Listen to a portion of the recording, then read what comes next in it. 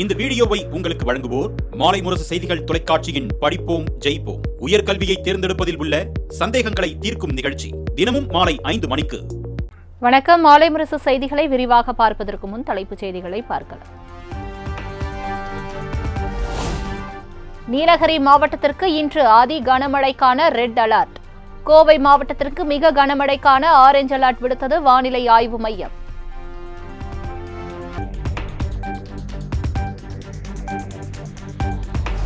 திருப்பூர், திண்டுக்கல், தேனி, தென்காசி, கன்னியாகுமரி உள்ளிட்ட 6 மாவட்டங்களில் இன்று கனமழைக்கு வாய்ப்பு. நீலகிரி, கோவை, திருப்பூர் உள்ளிட்ட 6 மாவட்டங்களில் நாளை கனமழை பெய்யக்கூடும் என அறிவிப்பு.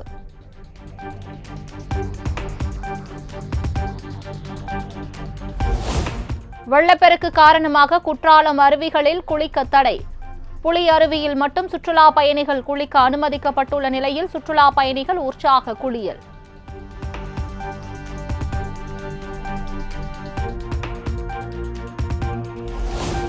கோதையாற்றில் நீர்வரத்து அதிகரிப்பால் திருப்பரப்பு அருவியில் கடும் வெள்ளப்பெருக்கு. 2ஆம் நாளாக மெயின் பகுதியில் தடை விதிக்கப்பட்ட நிலையில் மற்ற பகுதிகளில் கட்டுப்பாடுகளுடன் குளிக்க அனுமதி.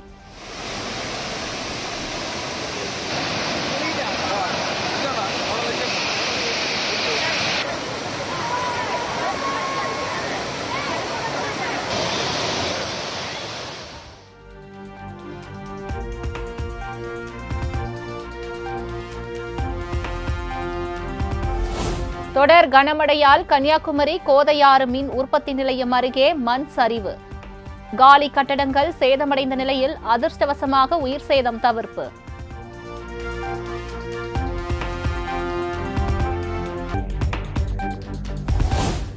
தொடர் கனமழை காரணமாக நிரம்பி வழிந்தோடும் குண்டாறு அணை. இயற்கையின் அழகை ரசித்தபடி படகு சவாரி செய்து மகிழும் சுற்றுலா பயணிகள்.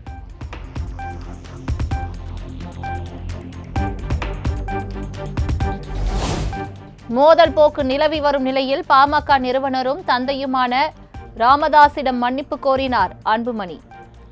என்ன செய்ய வேண்டும் என சொல்லுங்கள், செய்கிறோம் என வேண்டுகோள். நீங்க நல்லா இருக்கணும், நல்ல உடல்நலத்தோட இருக்கணும், டென்ஷன் ஆகாதீங்க. நீங்க சொல்லுங்க, என்னென்ன செய்யணும்னு சொல்லுங்க. ஒரு மகனாக, கட்சியின் தலைவராக அப்படியே டக்கு டக்கு டக்குன்னு சொல்லிட்டு செய்யலாம். சுலபமா செஞ்சுட்டு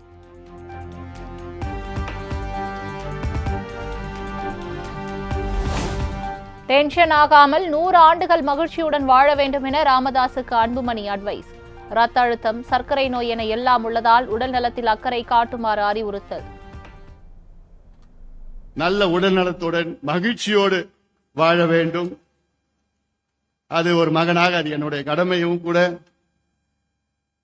மருத்துவர் ஐயா அவர்கள் என் மீது ஏதாவது கோபம் இருந்தால், ஐயா அவர்களே தயவு செய்து என்னை மன்னித்துக் கொள்ளுங்கள்.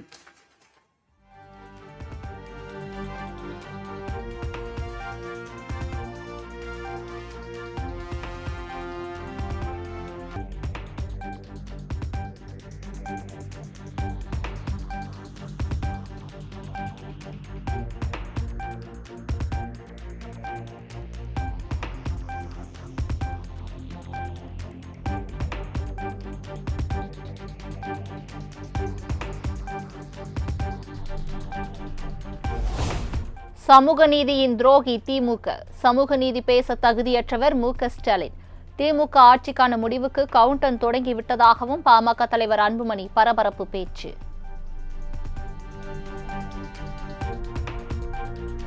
வாக்குறுதியை கொடுத்து கொடுத்து கொடுத்து கொடுத்து ஏமாத்திக் கொண்டிருக்கின்ற தமிழக அரசு, திமுக அரசு, மக்கள் இனி உங்களை நம்ப போவது கிடையாது. அதை எப்பயோ முடிச்சுட்டாங்க, முடிஞ்சு போச்சு. திமுக ஆட்சியினுடைய கவுண்ட் டவுன், திமுக ஆட்சி உடைய முடிவுக்கு கவுண்ட் டவுன் இப்பொழுது இன்னைக்கிலிருந்து ஆரம்பிச்சிருச்சு.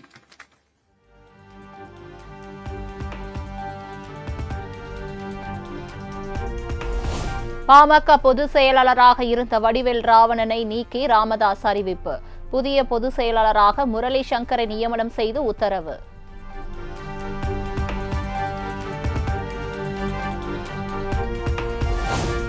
விழுப்புரம் மாவட்டம் தைலாபுரம் இல்லத்தில் ராமதாஸ் தலைமையில் பாமக மாவட்ட செயலாளர்கள் கூட்டம். அன்புமணி உடனான மோதல் போக்கு நீடித்து வரும் நிலையில் ராமதாஸ் முக்கிய ஆலோசனை.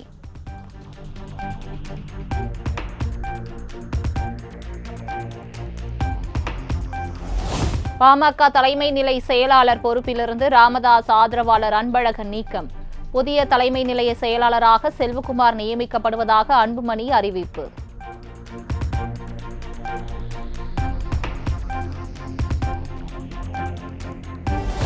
பாமகவில் கடந்த ஒரு வார காலமாக நடக்கும் நிகழ்வுகள் கவலை அளிக்கிறது. பாமக கௌரவ தலைவர் ஜி.கே. மணி வேதனை. ஒரு வார நிகழ்வுகள் மிக கவலை அளிப்பதாக 4:30 மணிக்கு மருத்துவ வெளியில் வந்து அதே மாதிரி சொல்லியிருக்கிறார்.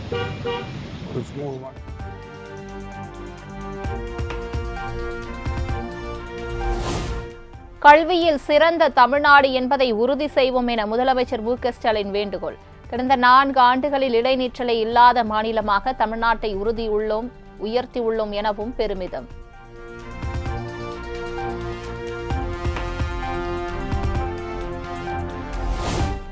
மக்கள் நலன் பிரச்சினைகளை எடுத்து கூறினால் சண்முகம் திமுகவுக்கு எதிராக பேசுகிறார் என திமுகவினரே விமர்சிக்கின்றனர்.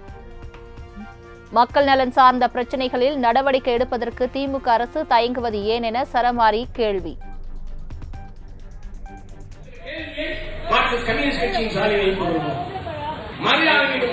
பிறகு இதன் மீது பொருத்தமான அறிக்கைகளை தமிழ்நாடு அரசாங்கம் தாக்கல் செய்யும் என்று நீதிமன்றத்திலே சொன்னால் நீதிமன்றம் என்ற தமிழ்நாடு அரசாங்கத்தை டிஸ்மிஸ் செய்துவிட போகிறதா? ஏன் மக்கள் நலன் சார்ந்து இத்தகைய துணிச்சலான முடிவுகளை எடுப்பதற்கு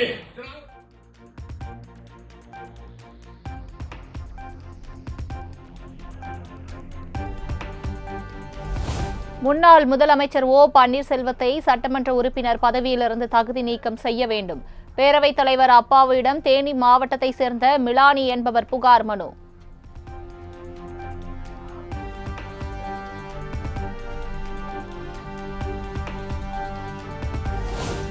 திருச்செந்தூர் அருகே கள் இறக்கும் போராட்டத்தில் பனையேறிய நாம் தமிழர் கட்சி ஒருங்கிணைப்பாளர் சீமான். கள் இறக்குவதற்கான தடையை நீக்க கோரி நூதன போராட்டம்.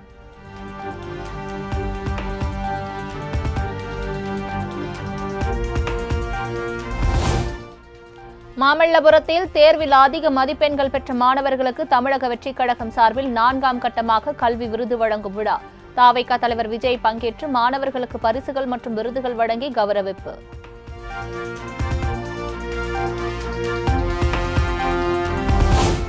மதுரை திண்டுக்கல் மாவட்டம் முதல் போக பாசனத்திற்கு வைகை அணையிலிருந்து 900 கன அடி தண்ணீர் திறப்பு. அமைச்சர்கள் ஐ. பெரியசாமி, மூர்த்தி ஆகியோர் பங்கேற்று அணையை திறந்து வைத்தனர்.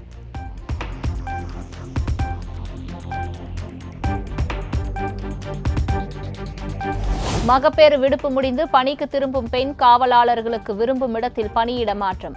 விண்ணப்பித்திருந்த 209 பெண் காவலர்களுக்கும் அவர்கள் விரும்பிய இடத்திற்கு பணியிட மாற்றம் அளித்து தமிழ்நாடு அரசு உத்தரவு.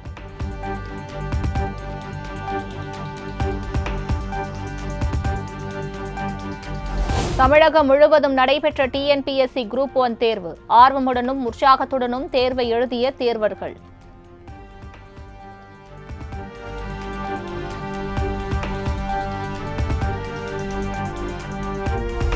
சிதம்பரம் அருகே உள்ள பெரிய கும்மட்டி கிராமத்தில் பட்டாசு ஆலையில் பயங்கர வெடி விபத்து. விபத்தில் சிக்கி பெண் ஒருவர் சம்பவ இடத்திலேயே உயிரிழந்த பரிதாபம்.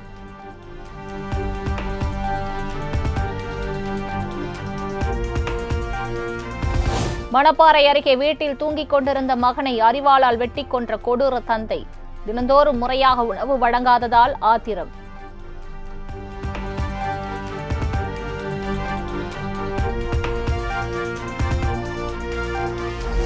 புதுச்சேரியில் மதுபான கடையில் மது அருந்திக் கொண்டிருந்த பெயிண்டரை வெட்டிவிட்டு தப்பியோடிய கும்பல். குற்றவாளிகளை உடனடியாக கைது செய்ய கோரி உறவினர்கள் சாலை மறியலில் ஈடுபட்டதால் பரபரப்பு. 5 பேரா எங்க இருந்து வரனானுங்க?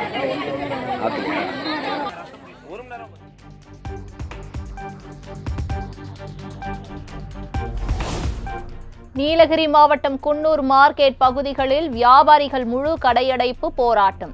கடைகளை காலி செய்ய கோரி நகராட்சி நிர்வாகம் நோட்டீஸ் வழங்கியதற்கு எதிர்ப்பு.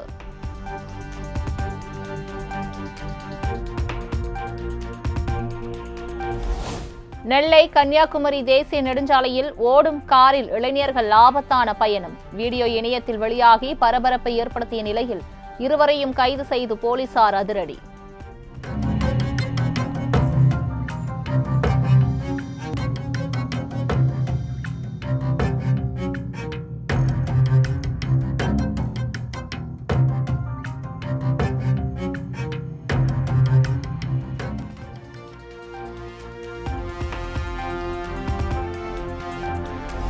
தென்காசியில் விவசாய நிலங்களுக்குள் புகுந்து பயிர்களை தொடர்ந்து சேதப்படுத்தி வரும் வன விலங்குகள்.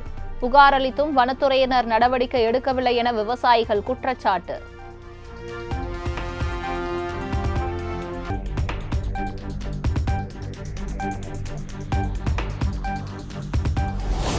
ஞாயிறு விடுமுறையொட்டி திருச்செந்தூர் சுப்பிரமணிய சுவாமி கோவிலில் குவிந்த ஆயிரக்கணக்கான பக்தர்கள்.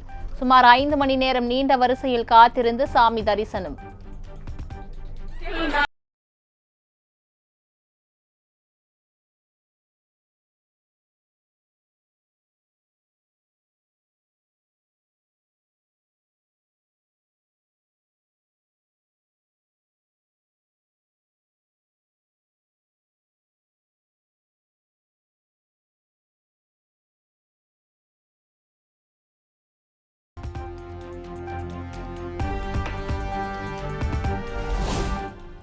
டேராடூனில் இருந்து கேதார்நாத் சென்ற பயணிகள் ஹெலிகாப்டர் கீழே விழுந்து நொறுங்கி விபத்து. குழந்தை உட்பட 7 பேர் சம்பவ இடத்திலேயே உயிரிழந்த சோகம்.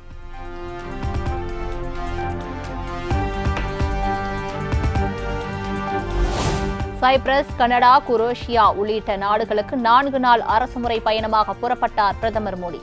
முதலில் சைப்ரஸ் செல்லும் பிரதமர் பின்னர் கனடாவில் நடைபெறும் G7 உச்சி மாநாட்டில் பங்கேற்கிறார்.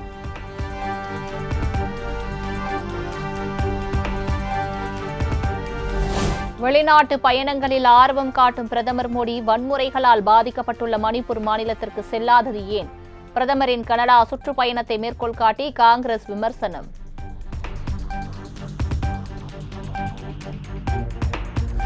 காசாவில் மனிதாபிமான கடமைகளை நிலைநிறுத்தும் வகையிலான ஐநா தீர்மானத்திலிருந்து இந்தியா விலகியது ஏமாற்றம்.